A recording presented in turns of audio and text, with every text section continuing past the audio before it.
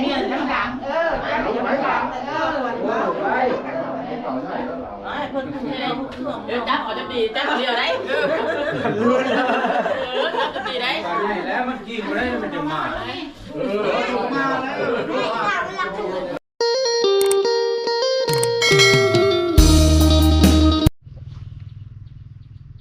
ทักทายสบายดีเนาะพี่ๆน้องๆภายในต่างประเทศเมื่อสุขุทุกคนเนาะ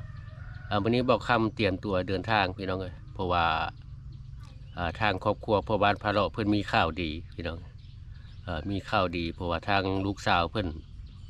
แต่งงานเนาะแต่ว่าก็เป็นงานน้อยๆเนาะเป็นงานแต่งน้อยๆตอนนี้กำลังเตรียมตัวเดินทางพี่น้องไปติดตามเบื้องภาพบรรยากาศในงานด้วยกัน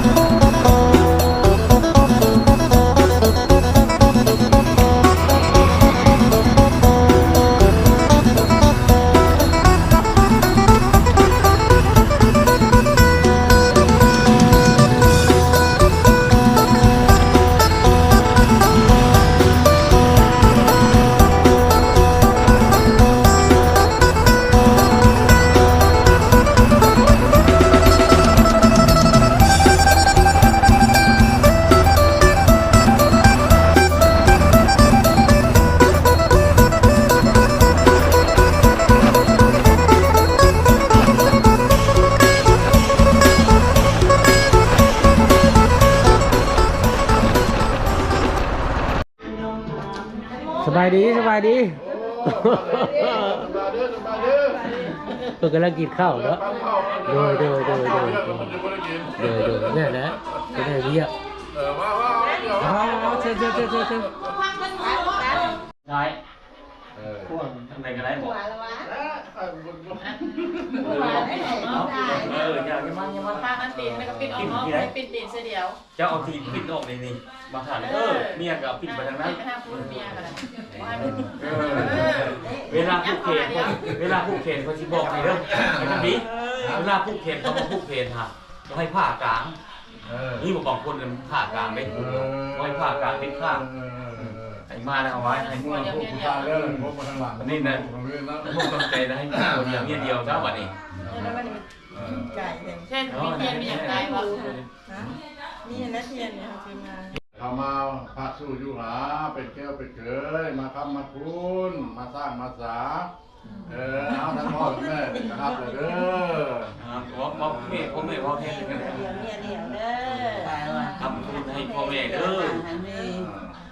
มาสร้างมาสามาจำปาสีกาณรัตน์อายุ55 ปีเนาะเจ้าโคตรลูกตาจึงได้คัดคะแนนสินสอดดังรุ่มนี้เนาะเป็นเงินจำนวน35 ล้านวัตถุคำจำนวน2 บาท เข้าพร้อมตัวเท้าจำนวนเงินแล้วแม่น10 ล้านวัตถุคำ ทำแล้วจะให้พร้อมเพรียงกันนั่นแหละถามเรามือนี้ได้เพราะ จำนวน ได้แล้วถือว่าทางหมด จำนวนหมูขันคอ1 ตัวแล้วไก่4 ตัวเนาะเงินยังค้างเลยยังอยู่25 ล้าน พุทธิปีพุทธโชคทั้งครอบทั้งครัวนี่กับได้มีคู่บ่าวสาวเนาะมาคู่เกิดตักยากันดาวมาไปพูดรู้ขมอน ได้ลูกเต้าได้ลูกหนึ่งให้เขาก็ไปกินแล้วมัน มีเด่นจันใจเนี่ยบนตามมุกตาม ลูกกำลังที่เป็นห้องใส่ลูกบาทเด้อเท่าดับเด้อ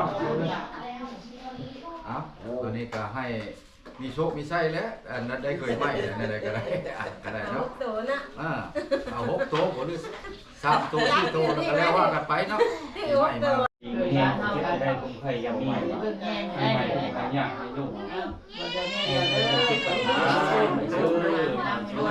ลูกหลานเป็นผู้ให้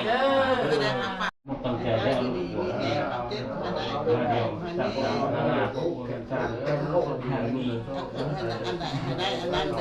มีดีขึ้นเด้อ เดียวมีเดียวได้คนอะไรได้คนอะไรได้ มาได้ค้าง เราเก็บเงินจะได้ครับ ให้ค้างมาให้ข้อ เจ้าเปลี่ยนถ้วย มี เจ้า แต่ เปลี่ ต่ ย อน เงินต่อคำเด้อนะค่ะ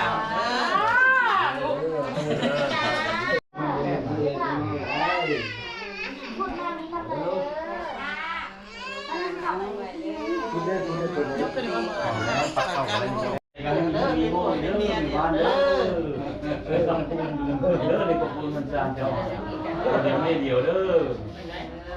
มองอย่างเงี้ย เอ้า ไม่มาถึงมองเวลาอยู่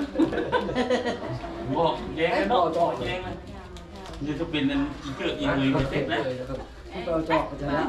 แล้วมีคนเห่าอยู่เนี่ยมีแต่คนเห่าว่าเลยเลย เอ้า คนออกคนนี้อยู่ฮะออกทำนั้นนี่นะก็ เอาคืนไปแน่ขมวดเลย จะมาลงเด้อนี่แหละคือเด้อแต่มาเลยนั่งครบนั่งครัวนั่งด้วยได้เลยมีหน่อยเนาะ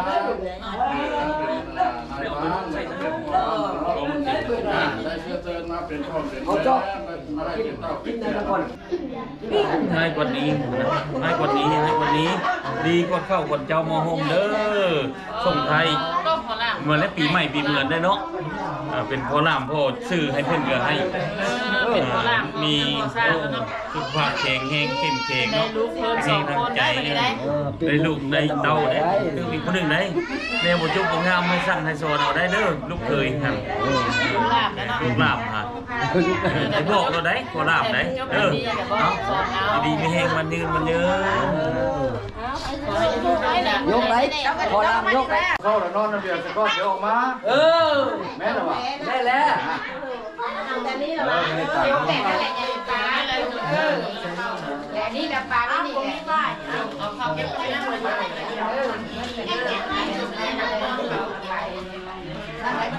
้ แต่นี่แบบปลา แม่อันนี้ก็ไว้นี่นะ จะใส่แขนนะก็ได้ ก็ยังไม่ กินมะไข่ขนมครับกินมะไข่ มีแต่แก้มนะ ก็ต้มแล้วต้มเนี่ย เนี่ยทั้งหลังจะมีทั้งหลัง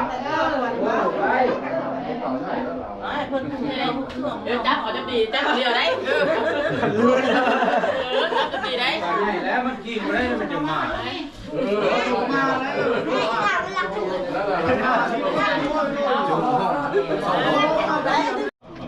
3 โมงผมจะออกก็ได้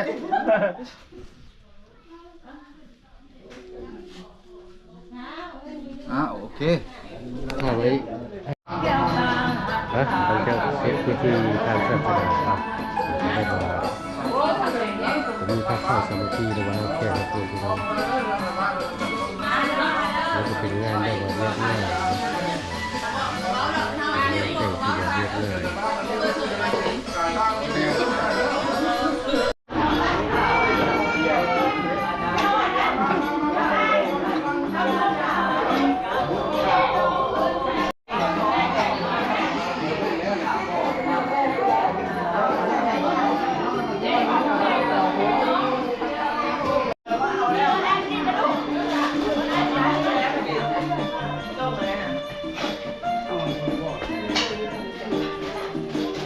เ